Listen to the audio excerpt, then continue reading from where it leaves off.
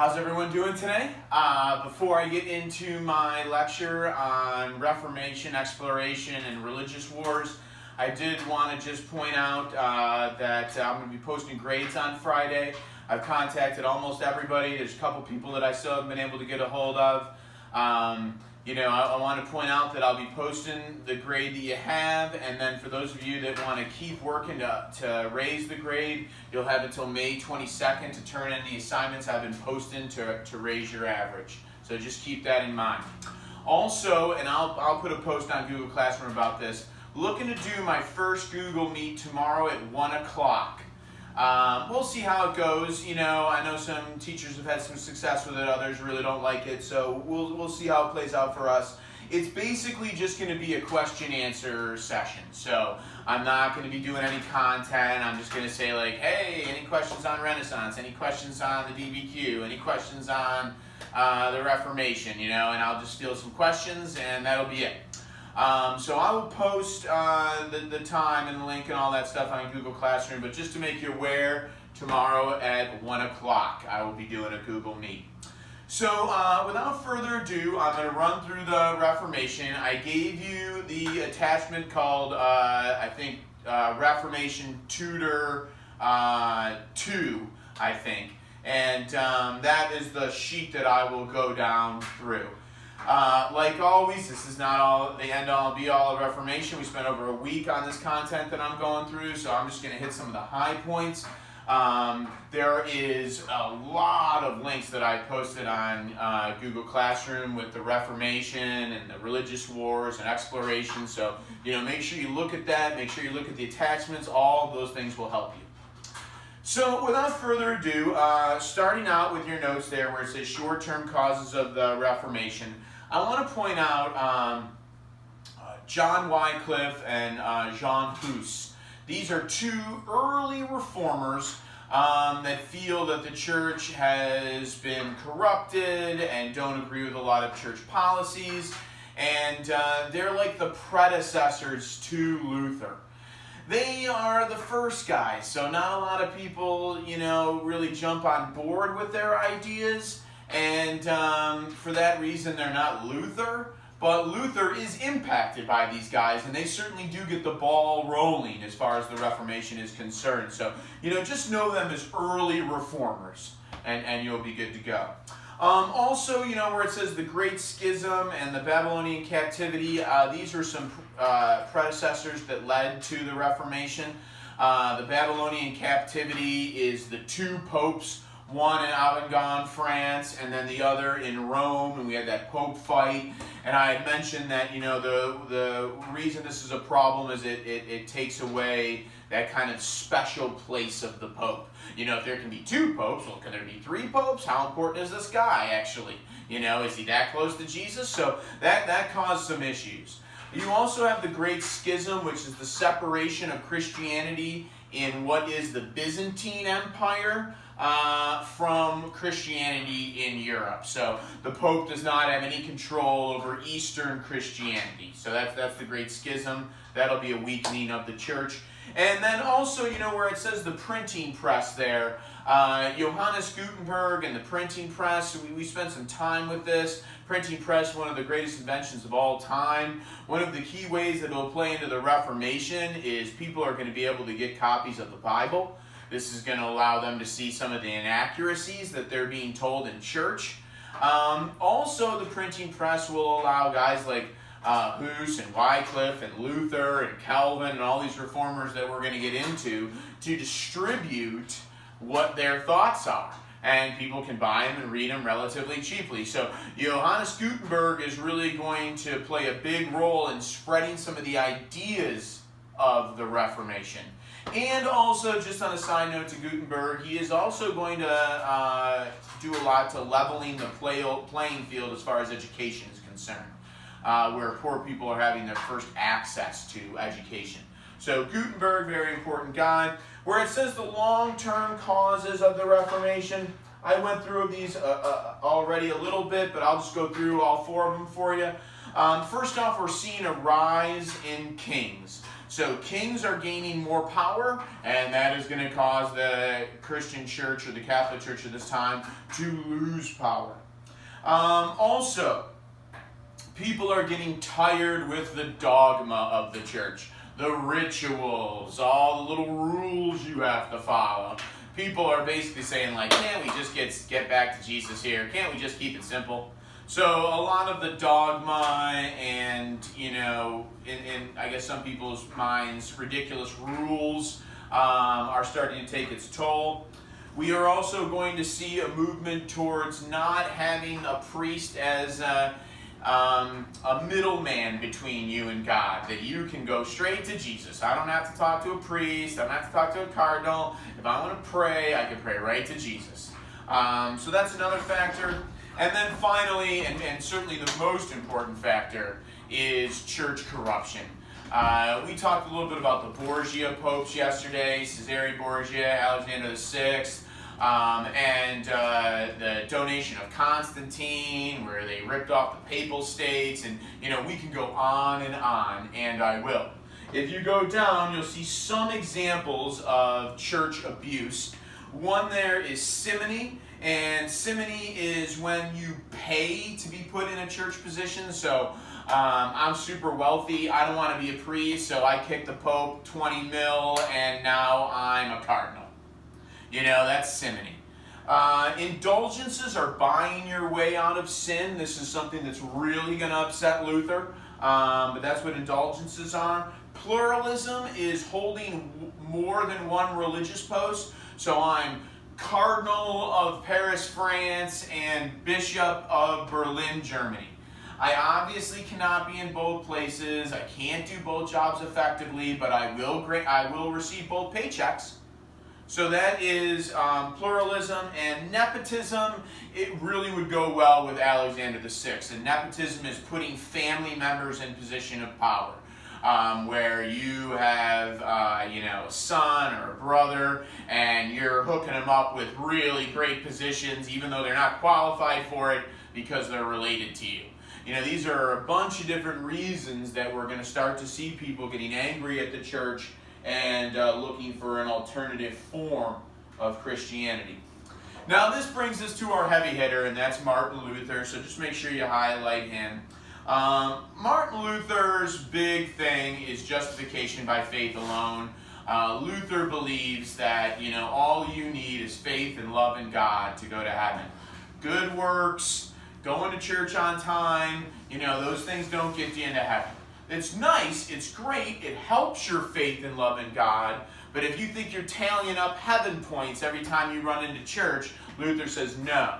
It's between you and God. It's not like there's once you get to 100 points, you're in. That's not the way Luther believes it works. That is how the Catholic Church was preaching at this time. So there's going to be some conflict there between Luther and the church. One of the big moments that we'll see with Luther is with the selling of indulgences, which Luther absolutely hates, by guys like John Tetzel. Luther can't hold his tongue about church corruption any further. He's going to nail the 95 Thesis to a church door in Wittenberg, Germany. And this will begin, I guess what we're going to call the Reformation. This is the move that really is going to start this ball rolling. These 95 Theses are going to be 95 things that Luther does not like about the Catholic Church or feels need to be fixed about the Catholic Church. He's also going to write two important books. One is an address to the Christian nobility of the German nation. This is going to be a book written specifically to nobles on kind of a financial end.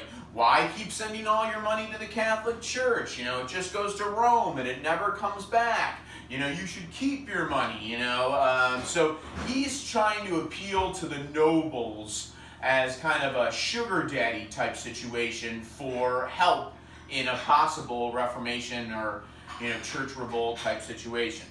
Babylonian Captivity is a religious book. So here's where Luther goes at church doctrine. He attacks indulgences. He attacks the 7 sacraments. He says that he thinks there should only be 2 sacraments, baptism and the Eucharist.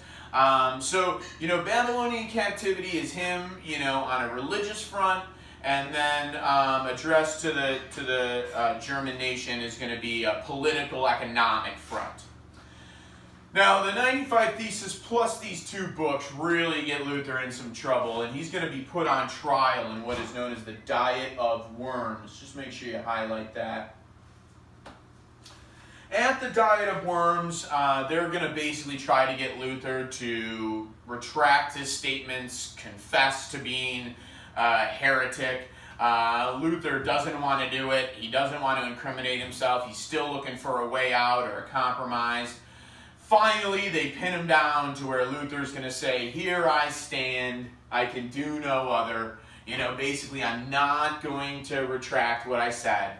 And at this point, the Holy Roman Emperor, a guy we'll talk about more next week, Charles V, is basically going to put a death warrant on Luther's head. Anyone that can kill Luther will do his country a service. Luther is going to be kidnapped by Prince Frederick of Saxony. And during this time period, he will begin to establish the Lutheran Church. So that's Diet of Worms, that's early Luther. As the Lutheran Church grows, there's a couple key factors that I want you to highlight there. Justification by faith alone, that's a key principle to Lutheranism. All people are capable of understanding God's word. That's what I talked about with you don't need a middleman, you don't need a priest. I can talk right to Jesus. And then one of the most important things under Lutheranism is that services and the Bible will be done in the vernacular, which is the native language, no more Latin. That's a really big thing. And then it's not on there, but I think it's important. Luther also advocated for the education of women. So that's a big step for women as far as Protestantism goes. So I think that is a factor. So just keep that in mind. Now, as Lutheranism begins to grow, the Pope's always on Charles V, like, let's get Luther, let's get Luther. Charles V's got a lot of things going on, which you well know, and I'll remind you about next week. And by the time he gets around to dealing with Luther, Lutheranism is spread like wildfire throughout Germany. So he's going to declare what is known as the Diet of Augsburg. And what he says in the Diet of Augsburg is playtime's over. All right, no more Lutheranism. Come back to the church or else. Now, we know what the else is. A lot of these Protestants say, I'm not coming back to the church, and a lot of these Protestants are wealthy German nobles, and we're going to have a civil war in Germany. The main culprit here is going to be the Schmalkaldic League. Can't say that word enough. And they are going to be a collection of Protestant princes that are going to rebel against Charles. In the end, Charles will be victorious. You know Charles well, and he's a heavy hitter, and he's going to take down the Schmalkaldic League. However, Charles is a practical guy, and he realizes that even though he's won this war, that hasn't gotten rid of Lutheranism. It hasn't gotten rid of Protestantism. So Charles V says in what's known as the Peace of Augsburg, he says, all right, what's done is done. If you want to be Lutheran, you can be Lutheran. You want to be Catholic, you can be Catholic. However, it doesn't mean everyone gets to pick. The nobles of the areas decide this is going to be a Lutheran area, this is going to be a Catholic area. If you're a Protestant peasant living in a Catholic area, you don't have any say. So I don't want you to think this is like freedom of religion. It's not. Nobles are given the right to choose. Now, some Protestant faiths are not going to be allowed in this. Like, for instance, the Anabaptists, which I'll pick up here in a second, are not going to be allowed. Mainly Lutheranism is what he's talking about. So that's the Peace of Augsburg. If you go down a little bit, you'll see the appeal to Protestantism. I'm not going to run through all that. I kind of just did with Lutheranism. Just take a look at those real quick. I listed some things that people like about Protestantism, and it's just, a compare-contrast with the Catholic Church. Where it says other forms of Protestantism, I apologize. For some reason, the highlighting did not show up there. But one guy I want to talk about is Zwingli. I'm not going to get into all the Zwingli stuff and the sausage marches and what a crazy dude he is. But just remember that Zwingli is a radical Protestant who will bring the Reformation to Switzerland. and this will start the Swiss Reformation. So that's the key thing with Zwingli. If you go down a little bit further, you'll see John Calvin. Out of our non-Luther Protestant figures, he's probably our most important. John Calvin is going to develop the religion known as Calvinism. One of the key aspects of Calvinism is predestination. Make sure you highlight that. It's a very controversial belief in Christianity. This belief says that God has predetermined whether or not you're going to go to heaven or hell. So all that's left for you is to walk down the path that God has laid out. And he believes that there is an elect, a chosen group of people that are going to go to heaven, and the rest of us ain't going. Now, you don't know you're elected or not. Only God knows that. But this is going to cause huge debates in Christianity on how much control and knowledge does God have over your life. Calvin believes complete. The Catholic Church will back away from that, and they say, no, we think there's limits to God's knowledge. And the Protestant religions really fall a lot of different places there. So just keep that in mind. Calvin, predestination, I think you'll be good. Also remember, Calvin is going to set up shop in Geneva, Switzerland, sometimes referred to as a female paradise. If you remember those things with Calvin, I think you'll be good. Our last group and our most radical of our Reformation, Protestant Reformation groups is the Anabaptists.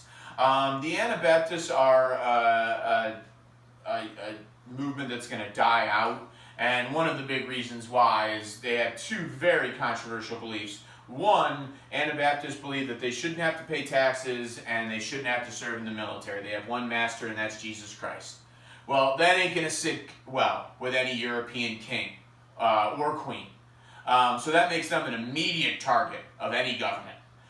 Secondly, the Anabaptists believe in adult baptism, which was very, very controversial at this time. Most people felt at this time that if you died as a baby unbaptized, then you went to the bad place. So the thought of waiting till you're an adult to be baptized was, insane to people. They're like, why would you gamble with your soul like that? The Anabaptists feel like Jesus got baptized as an adult, and that's how it should work. Both of these things will cause the end of the Anabaptists. They're going to be crushed by local governments, and probably, the whole situation I told you with Munster and that whole insane situation is probably the grand finale of the Anabaptists. So just know them as the most radical. And then, as I said when I first taught it, keep in mind, no relationship to the current Baptist Church in any way, shape, or form. So just keep that in mind. Going down, we're going to look at the Catholic response to what's going on. This can be known as the Catholic Reformation, or sometimes known as the Counter-Reformation. Don't be confused. If you see counter, I always go with Catholic, but Counter-Reformation is the exact same thing, so don't be thrown off by that. The church is falling apart. And the Catholic Church is going to try to do whatever they can to put these pieces back together, and that includes trying to fix maybe some of the mistakes that they've made. They're going to have a gigantic meeting called the Council of Trent, which is going to be hosted by Pope Paul III. In this meeting, the Catholic Church will decide what they think it needs to be improved upon and what they think is good. For the most part, the Catholic Church will change very little. They are going to accept justification by faith alone, and they are going to outlaw indulgences. So those are two big things that are going to happen in the Council of Trent. But a lot of the other things that were brought up in the Reformation, the Catholic Church is going to ignore. Things being done in the vernacular, being able to appeal to Jesus directly without going through a priest. Those are things that the Catholic Church will not buckle on. Overall, the Council of Trent is considered to be the church kind of staying with what they believe in. It is not considered to be some great reform of the church. So that's the Council of Trent. One last thing I wanted to mention out of the Council of Trent is you're going to have the Jesuit movement begin. The Jesuits are missionaries that are going to spread Christianity all over the world, and they do specialize in going to places that I guess we would consider to be dangerous, you know, like unexplored areas where you're going in with a cross and a Bible, and a lot of times you don't come out. So the Jesuits are one of the bright spots of the Catholic Church during this time period. If we go down a little bit further, you'll see the English Reformation. This is something that, you know, we spent 2 days on, and I love talking about Henry VIII, and I could go forever on Henry VIII, but today we're going to make it pretty quick. Henry VIII, King of England. Long story short, Henry wants to divorce his wife Catherine so he can get with Anne Boleyn. The Catholic Church will not grant him a divorce because Catherine has been a good, loyal wife and has done nothing wrong. And Henry gets super angry about this. He leaves the Catholic Church and creates his own church, which is going to be known as the Anglican Church or the Church of England.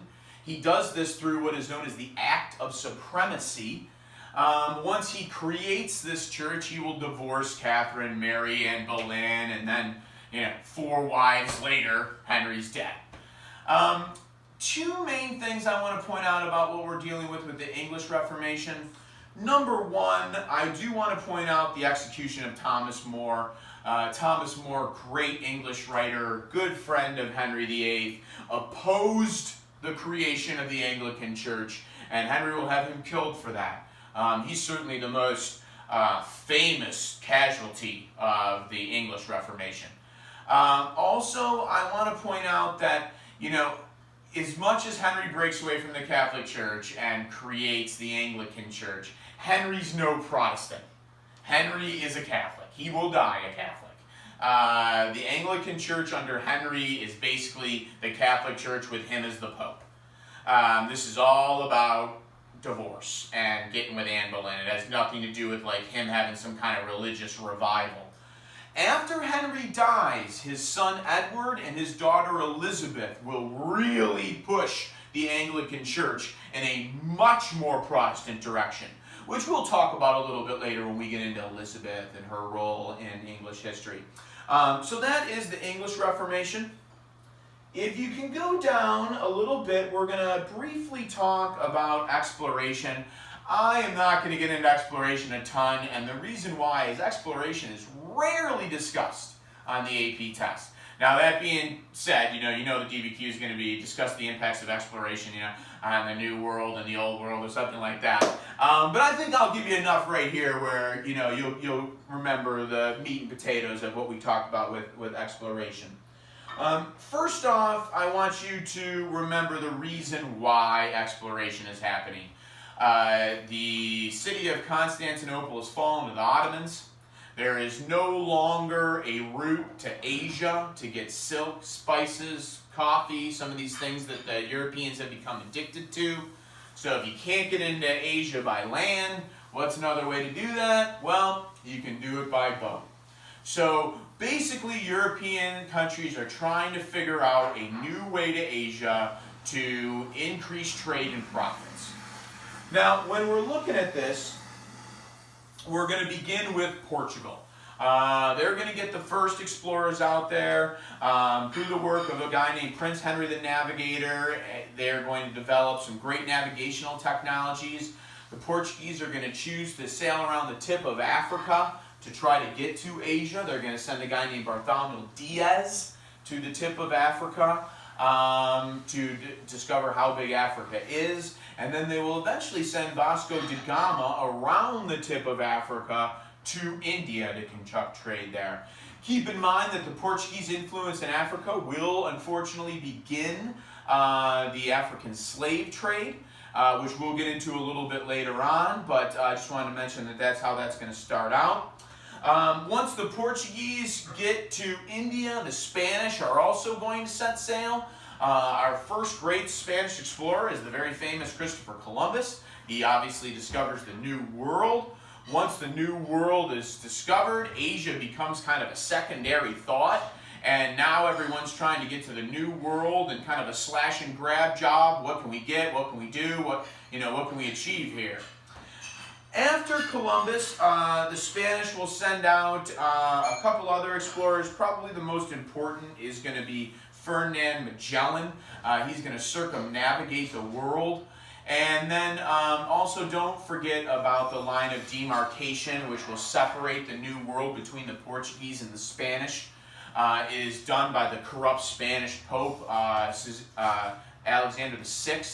And the Spanish really make out in this line of demarcation. The Portuguese basically get Brazil, and that's it. Now, moving a little bit past Spanish explorers, we also have what are called conquistadors. These are Spanish conquerors. These are a little different than like Magellan or Columbus. These guys are designed not only to go in and explore the areas, but to conquer and to subjugate these people to Spain. Our most famous and our first example of this is going to be Hernan Cortez. He's going to conquer the Aztec Empire. He's going to bring back a lot of money for Spain in the process.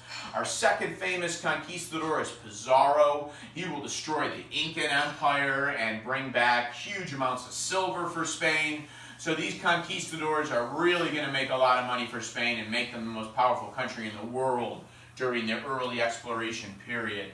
The last thing that I wanted to mention in regards to conquistadors is God, gold, and glory.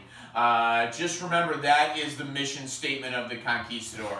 Spread religion, gain as much money as you can, and glory for Spain. All right, now it's really gain as much money as you can, glory for Spain, and if anybody wants to hear about Jesus, I'm happy to talk about it. But the 3 G's, keep that in mind. When Spain begins to conquer the New World, they begin to send up the encomienda system.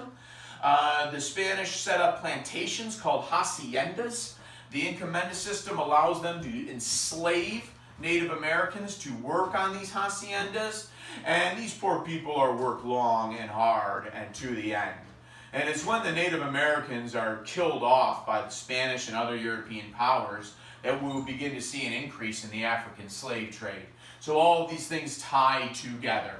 So don't forget about the encomienda. And I don't see them on there, and I'm not even saying you have to write them in, but Bartolomeo de las Casas, he is a Catholic monk that goes to the New World. He writes the book, The Black Legend, where he writes and draws pictures of the abuse that is going on in the New World. His theory was, you know, if these people are not human beings, then we can't convert them to Christianity. If we are converting them to Christianity, then they are human beings, and you can't do this to them. Now, it does really affect people in Europe. People are very upset by what they see going on in Europe. But like most things, you know, once the, Black Legend begins to kind of fade away a little bit, people kind of forget about what's going on in the New World, and all these European countries go back to the exploitation and abuse that they were doing. So it doesn't have a long-term effect, but it does wake the Europeans up to the abuse that's going on in the New World. The last 2 countries I want to talk about in regards to exploration there is France. Samuel de Champlain is going to set up the city of Quebec. Remember, the French are primarily interested in trading in the New World, not as interested in colonizing. We're not going to see a lot of French colonies. That's not really what they're looking to do. England certainly is looking to colonize our 13 colonies. We'll get into that a little bit later as well. But prior to these colonies really getting set up, the English are primarily going to turn to piracy. The most famous example of this is going to be Sir Francis Drake. He will also circumnavigate the world. He is considered to be the greatest pirate to ever live. And also, he will help save England from the Spanish Armada, which again, we'll get into a little bit next week. If you move down there to the very last thing where it says the religious wars, I'm just going to briefly talk about some of the religious conflicts that are going to emerge between Catholics and Protestants during this time period. Our most, I shouldn't say that. Our earliest series of religious wars are going to occur in France. It's a series of religious wars that are going to occur between Catholics and French Protestants called Huguenots for control of the crown. We're certainly not going to go through all the Henrys and all the different stuff that happens there. I just want to hit some high points. Know that Catherine de' Medici is going to be primarily running France through most of these French religious wars, that she is bouncing back and forth between the Catholics and the Protestants to keep her family, the Valois family, in power. One of her most infamous moves is the St. Bartholomew's Day massacre, where she is going to execute thousands of Huguenot Protestants in an effect to break them. It will have a devastating effect on Protestantism, but it will not break Protestantism. Eventually, we will have a man named Henry IV, or Henry Navarre, emerge as the head of the Bourbon family. He is a Huguenot. He will win the French religious wars. He will take power as a Protestant. The French, who are about 90% Catholic, are not happy with a Protestant king. So Henry IV, in a very famous move, will say, "I will convert to Catholicism." His famous line is, "Paris is worth a mass." You know, if I got to be a Catholic for Paris, I'll do it. Now, he will not completely bail on the Huguenots, his brothers, sisters, friends. He will put together what's known as the Edict of Nantes. And in this edict, he will lay out rights and privileges for Huguenots. You can't arrest a Huguenot just for being a Protestant. They're going to be allowed to build churches and have places of worship. So he is going to do some things to kind of help out the Huguenots in France. So that's the French religious wars. If you go down a little bit further, we have the 30 Years' War. This is certainly our nastiest of the religious wars. This is the Holy Roman Emperor of Germany. Ferdinand is trying to consolidate all of Germany under his control as a Catholic state. Protestants will rebel against him in various different stages. You need to know all the stages. The first stage is the Bohemian stage. This is where everything is going to start. In the Bohemian stage, you do have the defenestration of Prague, where the Protestants throw Catholic officials out of a window into a pile of poop. Then we move into the Danish phase. This is going to be the King of Denmark, Christian. I don't have this in front of me, but I think it's Christian IV. He will invade Germany in an effort to help out the Protestants. He will be crushed by the Catholics. This brings us into the third phase, which is known as the Swedish phase. This is led by the brilliant general Gustavus Adolphus.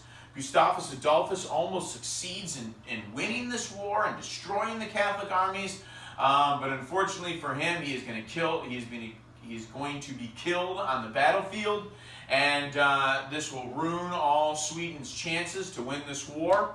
This will bring us into our final phase, which is the French phase. It's led by Cardinal Richelieu, because Louis XIII is too drunk to do anything at this point. And Cardinal Richelieu is going to side with the Protestants, which is insane. Guy's a cardinal, but he can't have a powerful Germany in front, over the top of France. This could be considered a politique, in that he is picking politics over his faith. With the French jumping in, they're able to overwhelm the Holy Roman Emperor. The French will win this final stage. The Holy Roman Emperor will not unify Germany, and Germany is once again broken up into a variety of different states. The 30 Years' War will come to an end with the Peace of Westphalia. At this peace, we'll see two powerful German states left, Austria and Prussia. They will begin to manipulate the future of Germany from this point forward. We'll also see France become the major land power on the continent after this war. So France is going to become the big dog. So that is the Reformation. If you're looking there, I've got a bunch of terms there, and I'm just going to go through any terms that I'm looking at that I did not cover today. Consubstantiation is the bread and wine undergo a spiritual change. when you're eating it, but not a physical change. So transubstantiation is like you're getting the Eucharist, it is turned into the body of Christ. It is actually his body. Consubstantiation is it's the spirit of Christ, but there's no physical transformation happening there. Thomas Cranmer is going to write the Book of Common Prayer under Henry VIII. Elizabeth is going to use this Book of Common Prayer heavily during her reign. Let's see, all of those people I've done, Jesuits. Oh, John Knox. I'll talk about him a little bit later, but I'll mention him right now. John Knox is a notorious misogynist and a radical Protestant. John Knox thinks that women are incapable of ruling. His book, The First Blast of the Trumpet Against the Terrible Regiment of Women, is a misogynist book against Elizabeth and Mary, Queen of Scots. He is going to become Elizabeth's arch enemy during her reign. So that's John Knox. Let's see, I've done all nepotism, predestination. John Tessel I did. Wolsey is the cardinal under Henry VIII that is trying to get him a divorce, and eventually will lose his life because he can't get Henry a divorce. So that's Cardinal Wolsey. I did Wycliffe, I did Zwingli. Baroque is a Catholic artistic style towards the very end of the Renaissance Reformation period. And although Baroque can be difficult to determine, Baroque is like super expensive, super ornate, super complex art. So if you're seeing like some like super expensive looking golden altar, it's Baroque. Protestant art is much more simplistic, and Catholic art, Baroque art, is much more over the top. Let's see here. Defenestration of Prague, Peace of Westphalia, Bartholomew's Day Massacre, War of Three Henries. Oh, well, I guess we'll do it. The War of Three Henries is going to occur during the French Religious Wars. And basically what you have is you have Henry of the Guise family, a Catholic family, revolting against Henry III of the Valois family, who's in charge of France. Henry III's good friend is Henry Navarre of the Bourbon family, later to become Henry IV, King of France. This is why it's called the War of Three Henries. In this war, two of the three Henrys will be killed. Henry of Guise and the King of France, Henry III of the Valois family, are murdered. One Henry left standing, and that is Henry IV of the Bourbon family. So that is that. I did Las Casas. Just know that Pedro Cabral is a Portuguese explorer, discovers Brazil. Diaz I did. Drake we did. Oh, Ferdinand and Isabel. That's a good one to bring up. Ferdinand is the king of Aragon, and Isabella is the queen of Castile. These are two areas in Spain. Their marriage will unify Spain, and also they are the ones that are going to send Columbus on his first voyage. So that's Ferdinand and Isabella. We did Prince Henry. We did Ferdinand Magellan. Northwest Passage. That's an odd one to be in there, but I will do it. Northwest Passage is, explorers thought that there might be a way through what would be Canada today, from the Atlantic to the Pacific Ocean. It doesn't exist, but they're looking for it. Henry Hudson is one of the most famous people that was looking for it, Hudson Bay and all that kind of stuff. Sir Walter Raleigh, just know that he's an English pirate and tobacco farmer, and you'll be good. And then finally, Verrazzano is an Italian explorer that will discover the Atlantic coast of North America. He is also going to sail around Manhattan Island and pretty much discover what is modern-day New York City. That is all I got for you today. Keep in mind, I am going to do a Google Meet tomorrow for anyone who has any questions for me. Please be looking at all the stuff I'm posting on there. There's tons of stuff to help you out. And I hope maybe this weekend or maybe Monday I'm going to drop a content lecture. So ending out the Cold War, doing a little Afghanistan war, some of that kind of stuff. I know, you don't have to watch it, but I'm going to be doing it anyways. So that'll be dropping pretty soon. And then next week I'll have 2 more review lectures for you as well as we get closer to the test. So I hope you have a good weekend, and don't forget to get with me on those grades if you haven't done so already. Thanks so much.